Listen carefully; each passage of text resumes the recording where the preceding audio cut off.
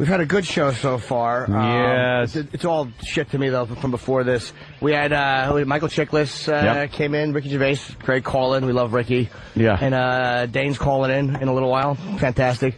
But Michael Williams. Yes. Michael Williams joining us from The Wire. I cannot be fucking happier. Man, thank you. Thank you for calling me down. Omar. Cannot be. I've never wanted to get a guest in. Maybe Ozzy Osbourne is the only comparable guest to me to get in. You are a hard guy to get in studio. It was just a lot of stuff that was going wrong, and we were trying for a long time. Apparently he was a busy guy, too. Yeah, you know? Trying to pay them bills. Yeah. You know what I mean? Yeah, he's in the new Spike Lee movie. Yeah. Miracle at St. Anna's, which I saw. And there's another movie you're doing, too, right?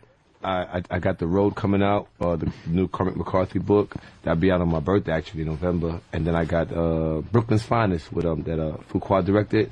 And I got to be opposite two of my mentors, Don Cheadle and Wesley Snipes. Don Cheadle's great. Phenomenal. Yeah. I just saw his movie Trader the other Man. day. When you called me to go see that movie, I was in Trader that day. There's a guy that climbed from like just kind of a peripheral player to a fucking star, you know?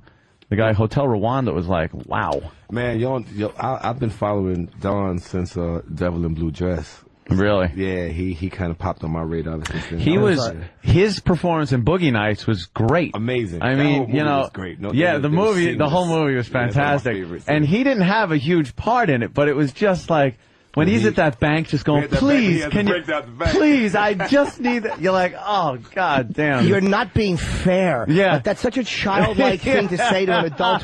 That's such a basic reaction. You're not being fair. You're not being fair. This is not fair. This is not fair. I could do this. I want to open my his stereo store. His electronic stereo store. Him and his big dick and his fucking porn career. You know what I mean? And his cowboy outfit. When the murder happened in the diner, the sheer look of fear in his face with his hands up, like, and the blood splatter. You saw like Cash laying there? What? And his awful fake dreads, that he had that fucking dread wig at the party. My favorite moment is just sitting there with those shitty dreads trying to look intense. I believe that was on the New Year's Eve party, right? Yes. The dreads, Oh, it's just fantastic. And then you see him in like Hotel Rwanda and stuff. It's just fantastic, you know, really. I bugged out on him on the first day at rehearsal because I went on this whole tangent about Talk to Me and the Petey Green story, and I was doing all the, I'm Petey Green! The radio I haven't seen that. I heard it was great. Oh, God, you gotta see it. It's off the fucking hook. But, so I, kind of embarrassed myself for that.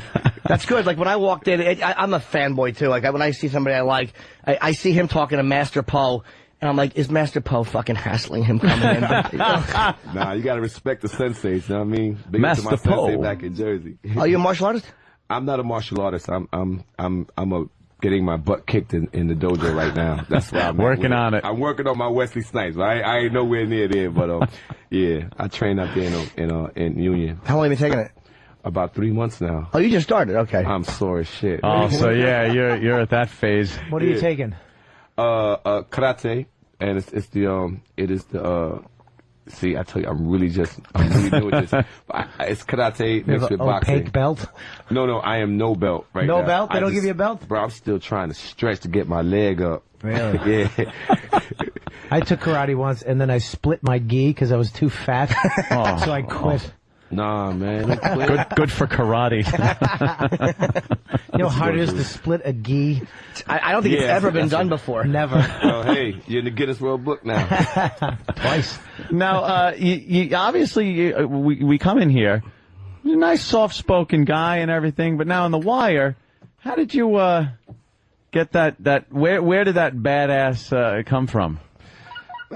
Oh, that ain't me. That ain't me. See, we have a rule on The Wire. If your phone goes off, it's $25. If it goes off while we're filming, that's $50. Oh, really? You got to get them. That's a pretty good one.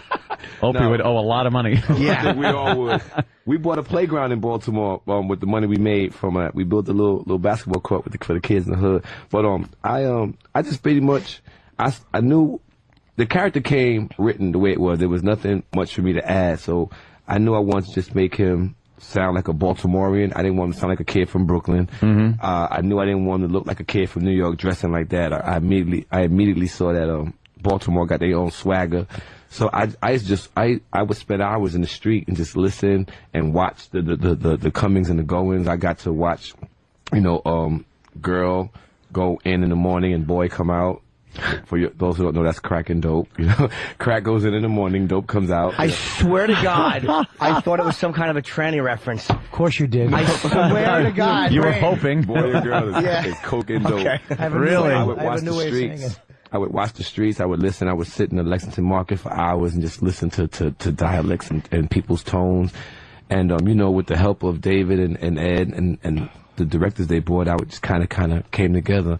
And I went to the shooting gallery, which is the roof of my old projects in Brooklyn. And really, I had to learn how to, cause I didn't want to do the Hollywood thing with the gun. Yeah. You know, I never really shot a gun before Omar, so I want to know what would it look like for a guy my frame to hold a big ass gun. So I went to the shooting gallery in my hood with my building. I had to learn how to bust a gun for a little bit. You know what I mean? But yeah, those are fun. Yeah, believe me, fun. I'm an avid collector. Yeah. Oh yeah. So you must have loved the scene in season 3 when Omar and Brother Muzon had that little gun conversation. I'm not up to season 3.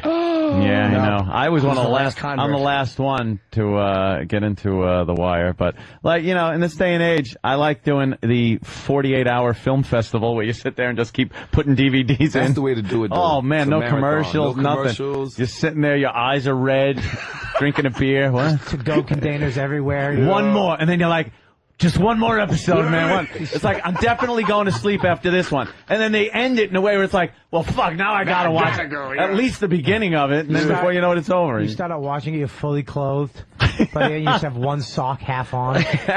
Please. Tipping off the tip of your toes. I tell people like who just now when I meet people in the street, they're like, yo, I just bought the whole 5 seasons and we're gonna watch it. I'm like, okay, you have to get some survival tactics. You need water, you need food, you need something by the couch because your bucket to relieve yourself. Yeah, you'll you are just sit not there. moving. Yeah. So just understand that. Donuts, water, and something to sit on and shit at the same time. Exactly. That scene, by the way, in season 3 with Brother Muzon it was a great scene because you shot him in a great moment where you call 911 for him after you shot him. It's just, and they're discussing their weapons. Just these two guys who are probably going to shoot each other. Discussing their weapons. So you great, would love man. that. Fantastic. It's such a, everyone I turn on to the show fucking goes out of their mind for the show. They're like, why was this not higher publicized? Because the critics loved it, but never nominated. I've mentioned that many times, which is sickening. House, and all these fucking dumb shows that are nominated. House. House. Oh, the doctor does Once it again, he's got to find out why a child is bleeding from the ass on an all-new house. All right, we get it. He handles weird cases. You know? So you were saying you grew up in Brooklyn? Yeah, Flatbush. So now, Vanderveer. all right. I lived in Brooklyn for a while. I kind of steered clear of Flatbush, but Smart man. Now, Smart man. Did you get out of there? Obviously, you know, you're an actor. You're doing very well. It seems like you would have gotten out of there kind of young, or I just can't seem to get out the hood for some reason. No? I don't even know if I really want to get out the hood. I kind of like the hood. I'm in Newark right now where they got bodies dropping all around. hey, the garden spot of the Garden State. Yeah, man, I got the 4 young girls got murdered around the corner from me. So I was just watching a show called love the hood Jack for some last reason. night, which is on Jack, yeah, and it's the squad that goes around Jersey, and they were in Newark during the episodes I was watching, and they just put in plate numbers of cars, and just by luck they find stolen cars all the time. People driving around, and that's all they do all night. Shout out Newark to seems to be They up the hook right now. yeah. It's like they're just stealing cars like crazy over there. Cars, lives. Yeah, money, it's just whatever. insane. Now, what's the attraction to being in that atmosphere when you know you're obviously doing very well? I like you. I like you. We gonna hang out. But I mean, you know what I'm saying? It's affordable for number one, and my family's there. You know, I still go back to my hood in Brooklyn. I still have family out there, and you know, we chill. I go visit my aunts and, you know, my god kids. Yeah. Yeah, my god kids. He said, yeah. Yeah. No. You got friends over there though that are kind of still in the life or anything, or What kind of, yeah, like, you mean alive? yeah, No, the still, life, like the yeah, old- like kind of Oh, hell yeah. fucking around a little bit too absolutely. much, and Yeah, you know, we've all been there, but Yeah. I got people that know Mike. Yeah. Before the Omar thing. Yeah, that's kind of, I can understand that a little bit. People kind of take us for what we're worth here on the show, and it's a little odd when you meet people and it's like, no, I don't act like that all the time. I'm not like that all the time. I'm not drunk off my face all the time. Well, no, that I am. Well, But He means sober. I don't act like that all the time. Yeah, there you go. There was it's so hard. Like I know as an artist you want to move on and you want to do like all these other projects and you want to be, but it's like I just want to fucking, I'm like a 5-year-old. I just want to fucking say Omar things. All I want to do is say what up, bird. That's all I want to say. Probably one of the best for anyone that hasn't seen it, he's falsely testifying against the guy to get him thrown away for a murder because the guy is a piece of shit. I mean, Bird's a piece of shit, but he wants Bird and he and Bird both know he's lying through his teeth, and they say, do you see the defendant in court? And he looks at the guy who he's lying about. He goes, yo, what up, Bird? And he just wants to fucking cut your throat. It's such a great moment. What up, Bird? That was one of my favorites, by the way. The court scene was definitely one of my favorite scenes. That's from season 2. But like in the beginning, I remember people started coming to me like, yo, Was that season 2 or season 1? That's season 2. The courtroom scene was season 2. With Bird? Yeah, with Bird. When we're in the courtroom and he's testifying. I think that's season 1. look at you arguing with the guy that was in it. He's in it. Shut up, Jimmy. I love this fanboy. song. No, he's in it, but I've watched it more. I believe him, too. He doesn't watch it and go, Omar. He just goes, oh, it's me again. Let me fast forward. But wasn't that was for the oh, you know what, he probably is right. That was for the civilian murder. Yeah, in when the working projects. man got murdered, right? The courtroom scene didn't happen until season 2. Oh, yeah. All right, I'll stand. Jimmy. Look, I'll stand corrected. Since the guy who did it, I really should have my fucking teeth kicked in. Don't feel bad. I made so much money last year on people betting whether that was Michael that killed Bodie. Oh, really? I made so much money off of that side betting. You know, you could win a lot of money off of people asking what season of Lucky Louie it was. I love. I actually happen to like Lucky Louie. It got a laugh from the you people. know Lucky Louie? Yo, I got starstruck again. He came to the premiere of Not you, him, Lucky I Louie. love Lucky Louie, bro. Yeah, I know him as Louie. I didn't miss an episode. Did you recognize me when I came in from Lucky Louie? You? Oh my God! Holy shit! I'm laughing, but this is pissing me off to no end. Yo, you the neighbor, the crazy fucking neighbor. I love you. You and the fucking this is piss me off. Walk around naked all the time. Oh yeah, Rick Shapiro. God, comedian. fuck, I love that shit. You got me cursing, man. Damn it. Dude, no, that you don't know how much this pisses me off. Because I hate when he really likes an actor and they come in and know the motherfucker. I hate love it. Lucky Louie. Dude, I watch that shit every time. I made the joke to goof on him, I was- and it backfired. I'm thinner now than I Shut up. was then. That's probably why he didn't recognize me. A man walks in shape. It's kind of hard to see. That face. It's a shape, all right. Ask Sensei. Exactly. Ask Sensei. When you was coming down the hallway, I said, I know that face. Yeah, it's I not- swear to my God, I was telling Sensei that. Damn. Oh, in the hallway. Yep. Damn it! That makes me very happy. I'm sure it does. It makes me miserable. It made me mad. It Look, took he's it gonna off the cry. air. Jimmy's No, gonna Yeah. cry. no, I'm not gonna cry. But another guy from The Wire who was actually a fan of Lucky Louie was fucking Method Man. I think me and Meth had some conversations about Lucky Louie. Yeah. We talk about that. We talked about your show and said we had lines from your show. We bring it on and we laughed. There was something. You know, I smoked a lot of side pot. I'm afraid episodes of fried, but you had a few one-liners on that show that we started running them.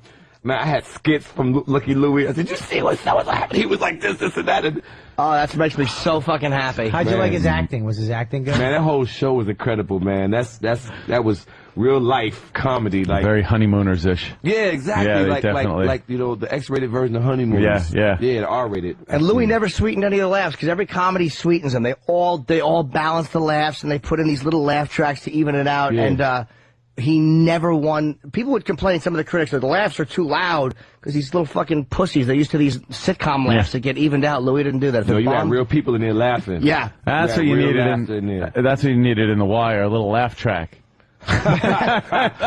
Imagine that some horrible shit going down and just